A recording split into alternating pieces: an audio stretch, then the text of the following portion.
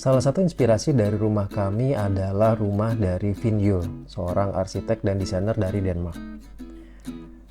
Jadi di tahun 40-an dia dapat warisan dari bapaknya. Kemudian uang warisannya dipakai untuk bangun sebuah rumah di utara Copenhagen. Seiring berjalannya waktu, rumah itu diisi oleh furnitur-furnitur hasil desain dia sendiri. Rumah ini sekarang menjadi semacam museum, masyarakat umum boleh masuk, tapi bukannya cuma di hari Sabtu dan Minggu. Tiket masuknya nggak mahal, cuma sekitar $15 atau 200 ribuan. Tapi kita nggak perlu jauh-jauh ke Denmark untuk melihat rumah Finn Yul, karena kita bisa ke rumahnya menggunakan Google Maps. Nah, di video kali ini kita akan tur virtual bareng ke rumah Finn Yul, dan kita akan bahas kamar per kamar apa saja yang menjadi inspirasi bagi rumah Skandinavia. Dan nanti di rumah itu ada berbagai macam furnitur dan aksesoris Skandinavian dan mid-century modern yang populer sampai sekarang, dan kita akan bahas satu persatu.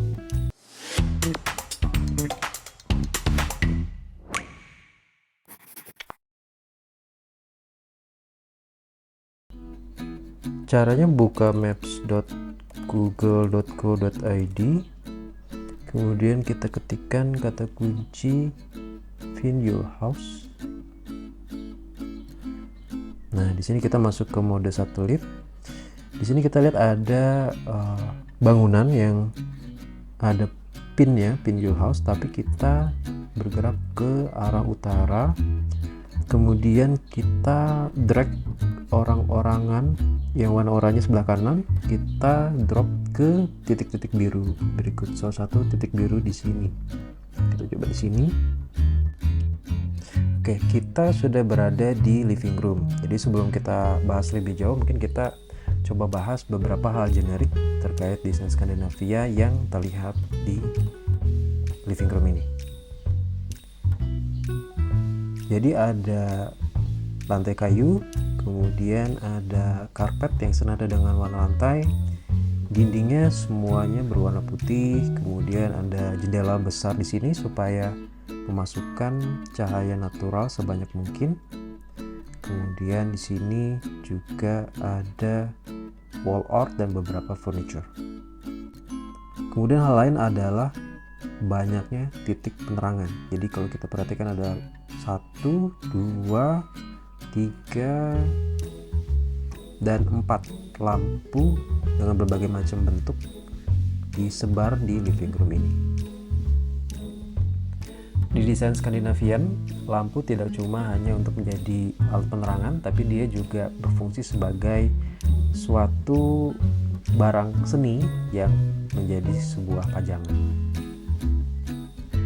Lalu yang tipikal dari Skandinavian desain lainnya adalah wall art. Jadi kalau dilihat di sini ada lukisan dari istrinya Finn Yul. Ini jadi salah satu opsi kita kalau memajang foto sendiri itu terasa old school, mungkin bisa menjadikan potret kita menjadi lukisan seperti ini. Hal ini juga kita terapkan di rumah Skandinavia. Lalu seperti yang sudah dimention tadi, banyak furnitur kayak karya Finn Yul yang ada di rumah ini. Kita coba bahas satu persatu. Kita geser sedikit ke sini. Jadi pertama ini adalah Poet Sofa. Ini adalah salah satu sofa dari Finn Yul yang paling terkenal. Bentuknya simple, minimalis, dan warnanya senada dengan surroundingnya. Kemudian di seberangnya ada The Chieftain Chair. Ini kursi yang paling terkenal dari Finn Yul. Kalau dilihat posisinya ada di tengah-tengah seperti ini supaya bisa dilihat dari berbagai sisi. Furnitur ini tidak hanya untuk dipakai atau diduduki, tapi kalau kita lihat desainnya punya makna sendiri. Jadi The Chieftain Chair ini sendiri itu terinspirasi dari alat perang primitif. Jadi kalau kita lihat backrestnya bentuknya seperti perisai, sehingga ada makna lebih dari si kursi ini. Jadi mungkin ini jadi inspirasi kita juga. Kalau rumah kita lahannya terbatas, mungkin instead of kita beli pajangan yang makan tempat, kita bisa membuat kursi kita itu menjadi semacam pajangan juga seperti itu. Di sisi sebelah sini ada The Cocktail Bench. Jadi konon katanya inspirasinya adalah dari gaya hidup orang Amerika di tahun 50-60-an yang sering membuat party-party koktail. Di sini kita bisa lihat bahwa tidak hanya digunakan untuk tempat duduk tapi juga untuk memajang pajangannya. Mungkin kalau di rumah-rumah kita ini tidak bisa kita lakukan karena pasti kalau orang yang banyak pasti kesenggol pajangannya. Kemudian di sebelah sini ada reading room. Jadi yang salah satu inspirasi kita adalah rak bukunya. Jadi rak bukunya ini penuh satu dinding dari lantai sampai ke langit-langit. Di rumah kami juga dibikin seperti itu, rak buku sampai langit-langit. Tapi di rumah kita diselingi sama tanaman dan pajangan-pajangan biar tidak monoton. Kemudian ada beberapa furniture. Kalau kursi yang ini sih kita nggak tahu ya kursi apa. Tapi kalau yang ini adalah salah satu karya Vinyo, The 46 Chair. Jadi dia diberi nama 46 karena didesainnya tahun 46. Kemudian kalau kursi yang di sebelah sini ini adalah The 45 Chair. Berarti didesain tahun 45. Jadi kalau kita geser sedikit ke sini biar kelihatan kursinya seperti apa. Nah, kalau kursi yang ini juga kita nggak tahu sih ini kursi apa. Kemudian kalau kita bergerak sedikit ke sini, nah di sini ada built-in sofa yang di belakangnya diterangi oleh sebuah floor lamp ya. Di rumah Skandinavia ada satu sudut yang ada sofa reclinernya dan ada floor lamp juga di belakangnya yang menjadi sumber penerangan untuk membaca. Oke, kita ke ruangan berikutnya. Nah, kalau ini adalah garden room. Satu hal yang langsung ditangkap oleh mata itu adalah warna birunya yang benar-benar pop of color. Jadi kalau kita perhatikan ada kursi warna biru, kemudian karpet juga warna biru, sofa warna biru, bahkan lukisannya juga warna biru. Kalau di dunia desain interior, konsep seperti ini disebut dengan color cohesiveness, di mana satu ruangan dibuat warnanya, tone-nya senada. Kita bahas furnitur lagi. Di sebelah sini ada The Japan Chair. Jadi konon katanya Vinyo terinspirasi dari gerbang dari kuil di Jepang. Mungkin bagian belakangnya ini ya, bagian backrest bentuknya seperti kuil. Lalu di sini ada tanaman benar-benar di samping jendela yang gede. Nah, di rumah Skandinavia juga kita coba terapkan hal seperti ini. Kenapa? Karena tanaman terutama yang berada di dalam ruangan itu dia tetap butuh sinar matahari yang cukup. Jadi kalau bisa tanaman indoor itu kita dekatkan dengan jendela sedekat mungkin.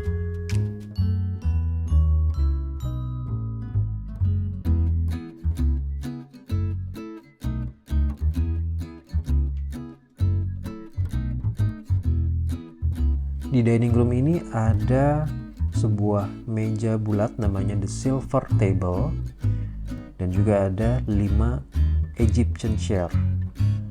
Silvernya di mana meja ini? Itu ada di hiasan bulat-bulat ini yang warna silver. Kemudian kalau di Egyptian chair ini konon katanya Vinyo suatu hari pergi ke Paris mengunjungi Museum Louvre dan di sana dia melihat sebuah kursi Mesir kuno dan kemudian dia coba contek bagaimana bentuk konstruksinya. Ruangan selanjutnya adalah bedroom.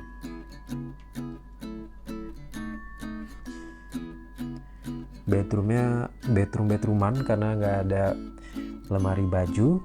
Di samping tempat tidur ada meja nakas, cuman entah kenapa lampunya cuma ada di sisi sini, 2 lagi. Kemudian kalau di sini, nah ini adalah the glove cabinet. Jadi Vinyo membuat the glove cabinet ini dulu untuk istrinya, karena pada zaman dulu tahun 60-an itu cewek-cewek tuh koleksi sarung tangan gitu ya, glove, sehingga ada tempat penyimpanan khususnya. Kalau sekarang sih mungkin udah glove bukan sebuah pakaian yang fashionable lagi ya, jadi mungkin kabinet ini digunakan peruntukannya udah berbeda. Kemudian di sebelah sini ada dining area lagi. Jadi ada suatu meja bulat dan beberapa kursi bentuknya beda-beda. Yang paling mencolok tentu aja adalah lampunya. Jadi kalau lampunya ini bukan lampu desainnya Vinyo, tapi desain dari Paul Henningsen, namanya PH Contrast. Paul Henningsen juga desainer dari Denmark juga. Kemudian dari kursinya di sini ada the 48 bench chair, dan kursi ini 1, 2, 3 itu adalah 48 chair. Jadi kursi-kursi ini didesain tahun 48 pastinya, ketahuan dari namanya. Kemudian di sebelah sini kita lihat ada kursi yang bentuknya beda, tapi masih mirip-mirip ya sama samping-sampingnya. Ini adalah the reading chair. Nah, kombinasi dari kursi-kursi ini walaupun bentuknya berbeda tapi tetap terasa kohesif, dan ini jadi salah satu inspirasi yang kita terapkan di rumah Skandinavia. Di dining area kita, 3 kursi makan kita adalah replika dari kursi-kursi karya Hans Wegner. Bentuknya beda-beda tapi warna kayu dan cushionnya warnanya sama. Lalu meja makannya kita juga bulat seperti yang di rumah Vinyo. Kalau ini replika dari Tulip Table karyanya Eero Saarinen. Lampunya juga kita menyontek rumahnya Vinyo pakai pendant lamp yang cahayanya keluar dari shade-nya, jadinya terang.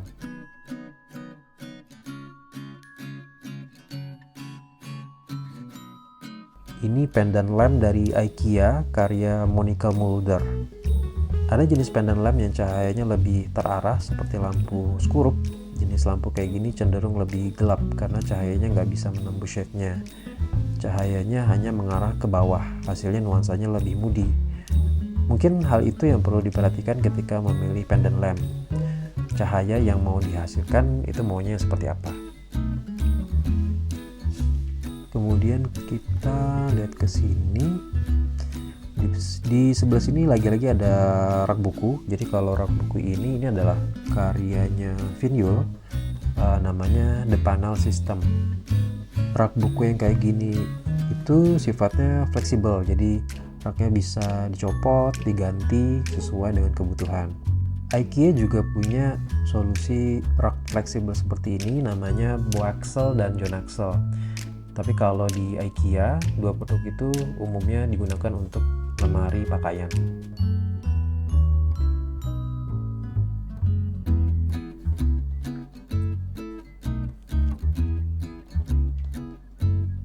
Oke, kita ke ruangan terakhir.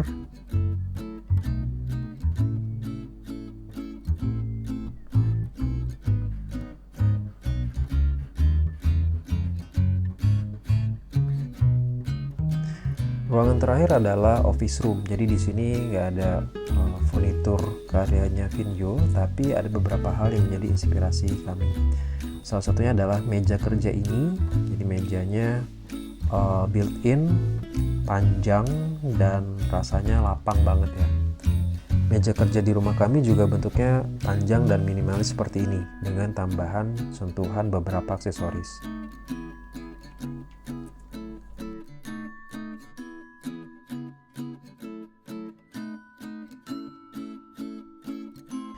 Yang tidak kita contek adalah foto-foto pajangan ini, karena mungkin kalau di rumah Vinyo dia ada dedicated ruangan untuk kerja, jadi kalau dipajang seperti ini mungkin masih oke. Cuman kalau rumah kita yang open space, dimana semua area itu terkoneksi, kalau kita juga memasang pajangan-pajangan seperti ini, pasti tentu saja terlihat lebih berantakan, jauh lebih berantakan. Oke, sudah semua ruangan dari rumah Vinyo kita masuki dan bahas satu persatu. Banyak hal yang menarik yang bisa kita lihat dari rumah Vinyo, tapi mungkin salah satu yang tidak kita sadari adalah betapa timelessnya furnitur yang dia desain. Karena kebanyakan furnitur yang dia desain itu adalah hasil dari desain tahun 40-an, 50-an, tapi somehow bentuk furnitur seperti itu masih relevan sampai sekarang. Sekian untuk video kali ini, terima kasih untuk menonton, sampai jumpa di episode berikutnya.